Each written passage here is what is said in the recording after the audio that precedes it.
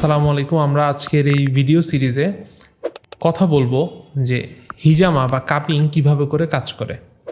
আজকের সিরিজের প্রথম ভিডিওতে আমরা কথা বলবো কিডনির সাথে এই হিজামা বা কাপিংয়ের যে সামঞ্জস্যতা সেটা নিয়ে। হিজামা একটা এক্সক্রিয়েটরি প্রসেস, যেখানে কিডনির মূল কাজ এক্সক্রিয়েশন বা শরীর থেকে বাজে জিনিসটা, খারাপ জিনিসটা বের করে দেওয়া।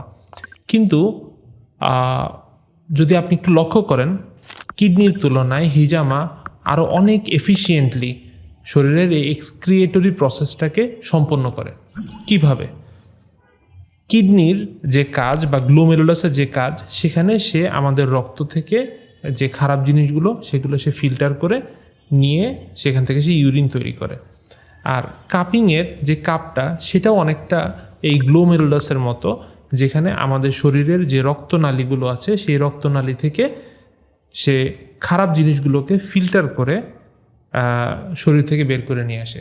কিন্তু এখানে মজার বিষয় হচ্ছে যে কিডনির থেকে হিজামা বা কাপের মাধ্যমে আরও এফিশিয়েন্টলি কিভাবে করে আসলে রক্তটা পরিশোধিত হয়।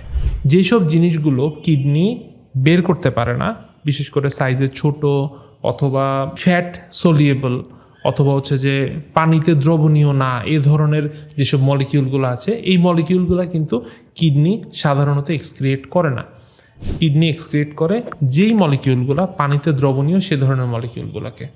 কিন্তু হিজামার মাধ্যমে এই দুই ধরনের মলিকিউলই কিন্তু ক্লিন করা সম্ভব হয় আমাদের বডি থেকে। এবং একই সাথে এখানে আমরা দেখতে পাই যে সাইজে যে জিনিসগুলো একটু বড় কিন্তু বডি থেকে এক্সক্রিয়েট করা প্রয়োজন, সেই জিনিসগুলো কিন্তু এই হিজামার মাধ্যমে এক্সক্রিয়েট করা পসিবল হয় বা শরীর থেকে বের করে ফেলা পসিবল হয়। তো কিডনি যেভাবে করে আমাদের ডে টু ডে লাইফের মানে এক্সক্রিয়েশন বা ক্লিনিংয়ের কাজটা করছে, এর সাথে সাথে মাঝে মাঝে আমাদের বডিকে ডিটক্সিফাই করার জন্য হিজামার একটা বড় রোল রয়েছে।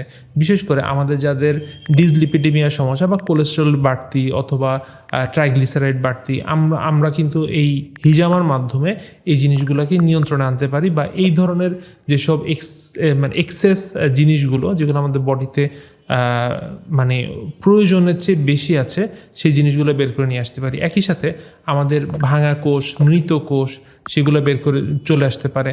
আবার অনেক সময় আমাদের বডিরই কিছু এলিমেন্ট তৈরি হয় যেগুলো আমাদের বডিকেই হার্ম করে। এই ধরনের জিনিসগুলোকেও কিন্তু হিজামার কাপের মাধ্যমে বা কাপিংয়ের এই কাপের মাধ্যমে আমরা যেই প্রসেসটা ফলো করি তার মাধ্যমে কিন্তু বের করে নিয়ে আসা সম্ভব। ওভারঅল আমাদের যখন ডিজিজ হবে সেটাকেও আমরা যেভাবে করে বের করে নিয়ে আসতে পারি। আমাদের যখন ডিজিজ ফ্রি, আমরা কিন্তু বডিতে টক্সিনের পরিমাণ বেশি, ডিটক্সিফাই করতে হবে, সেই কাজটাও কিন্তু আমরা এই প্রসেসের মাধ্যমে করতে পারি, যেটা কিডনি করে থাকে কিন্তু পুরোপুরি করতে পারে না। সো মাঝে সাঝে আসলে আমাদের কাপিং করা উচিত, বিশেষ করে প্রতি মাসে অথবা 3 মাসে বা 4 মাসে একটা কাপিং সেশন নেওয়ার রেগুলার রুটিন রাখাটা আমাদের সবার জন্য, স্বাস্থ্যের জন্য ভালো হতে পারে। সবাইকে অসংখ্য ধন্যবাদ। পরবর্তী ভিডিওতে দেখা হবে। সালাম আলাইকুম।